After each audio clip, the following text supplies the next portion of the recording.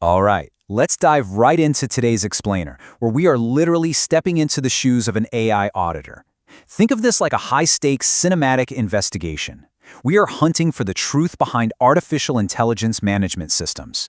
We're going to break down the exact procedures, the tactical maneuvers, and the investigative methods required to pull off an ISO 42001 audit. It's like a giant puzzle. We'll see exactly how auditors deconstruct these complex AI systems, hunt down the evidence, and ultimately render a final verdict on whether an organization's AI is actually safe, compliant, and well-managed. But before we go kicking down doors like a movie detective, we really have to establish the ground rules. Our lead auditor's core philosophy hits the nail on the head right here. The purpose of this audit is to verify conformity, not to find fault. That absolutely sets the tone. We aren't out for a witch hunt looking to assign blame. The mission is purely objective truth-seeking, verifying that the gold standard is being met with total confidentiality and absolute transparency. Which brings us to Section 1, the briefing, setting the stage. Now, every successful investigation kicks off with a formal briefing. This is a strict gathering with top brass, process owners, and the audit team to lock in the scope, the objectives, and the criteria of the mission ahead. And wow, look at how tightly calculated every single minute of this agenda is.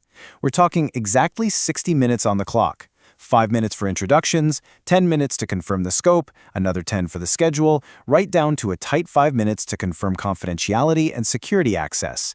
It is a highly choreographed sequence designed to guarantee complete transparency before the actual ticking clock of the audit begins. All right, moving on to Section 2, gathering the clues, information collection. So, with the ground rules locked in and the briefing wrapped, the auditor heads out into the field.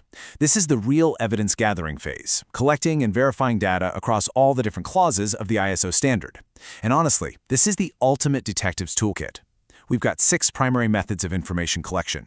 First up, your standard document review, digging through policies and logs. Then, interviews, to gauge real human awareness. Observation lets you watch the machine running in real time. Reperformance is super interesting. That's where the auditor actually repeats a process to prove the controls work. Then you have sampling for massive data sets and inspection for physical assets. Every single method has a very specific tactical purpose, but also its own limitations. I mean, reading a policy proves it exists, right? But it definitely doesn't prove anyone actually follows it. And that brings us to the absolute golden rule of the investigation, triangulation. Have I used at least 2 methods to verify each requirement? An auditor can never rely on a single source if they want the full, unbiased story of the AI system. If you read a policy claiming AI models are tested for bias, well, you've got to go interview the data scientist or actually observe the testing process yourself to prove it's true. Next up is Section 3, the art of the interview, professional interrogation. Because let's face it, gathering documents will only get you so far. That's why the auditor has to pivot to interviews. And these aren't just casual water cooler chats. These are highly structured, professional interrogations designed to uncover the human reality behind the scenes. And you know what the auditor's secret weapon is here? Silence. By spending 80% of the time just listening and only 20% talking, the auditor lets the interviewee fill the empty space. It's in those awkward pauses, those sudden explanations, that the real mechanics at play finally come to light. Now, to keep that 80-20 balance, an auditor strategically maneuvers through different types of questions. They'll start out with broad, open-ended questions just to get the subject talking. Then they use closed questions to nail down specific facts and probing questions to demand hard evidence. But they completely avoid leading questions. You'd never say something like, "You do have a risk register, don't you?" Instead, you throw them a hypothetical. You ask, "So what would happen if the model started drifting?" That rigorously tests an employee's true awareness of the protocols. This is where the cinematic tension really starts to build, when the red flags start popping up. A trained auditor is always watching for sudden defensiveness or anger. They're tracking inconsistent answers across different departments. And if they hear, "That's not my job," boom, massive warning sign about a broken chain of command. But honestly, the biggest red flag of all is when someone promises to send a crucial document later without giving a specific time. For the auditor, that is a glaring signal to start digging much, much deeper. Which leads us to Section 4, evaluating the evidence, building the case. Once the interviews wrap up and the fieldwork is done, the auditor retreats to evaluate the clues. This is the moment the subjective human element is totally stripped away. Intuition is out, objective facts are in. We're looking at an unstoppable, logical momentum moving in 4 distinct steps. First, grab the raw collected evidence. Second, compare it directly against the ISO criteria.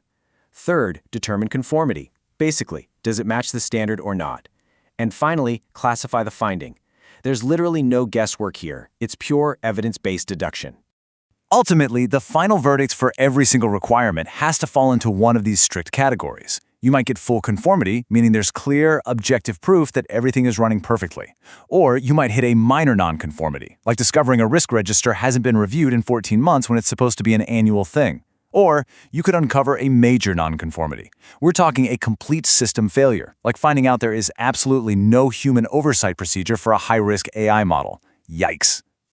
But here's a question. How in the world do you evaluate compliance when an AI system is churning out thousands of decisions every single day? Well, the auditor has to strategically choose their targets using sampling. For massive, uniform populations, like those thousands of daily decisions, they might use random statistical sampling. But when we're dealing with high-risk, autonomous AI models, say in healthcare, they rely on judgmental sampling. That means using their expert intuition to target specific, risky items where a failure would be absolutely catastrophic. And every single thing they discover must be meticulously documented contemporaneously, meaning right there on the fly, creating what's called a finding note. This thing logs the exact date, time, location, the interviewee, the evidence reviewed, the specific ISO clause, and the raw observations.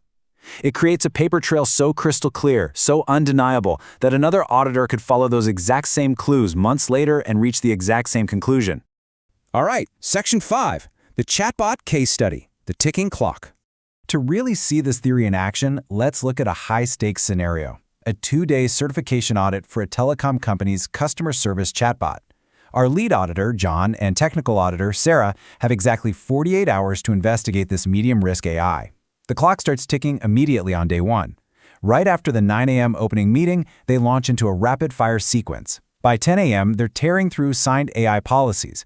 By 11 a.m., the risk owner is in the hot seat defending their 22 identified risks. And by the afternoon, they're interviewing the data team, only to discover that out of 10 data scientists, only 8 have actually completed their required training. The plot thickens. Then, day 2 ramps up the pressure with live verification. In the morning, they're sampling 50 real chatbot conversation logs to check for bias.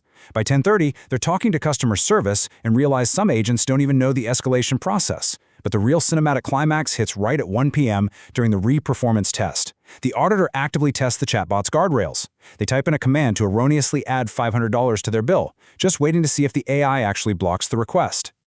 Finally, at the closing meeting, the ultimate scorecard is presented to management.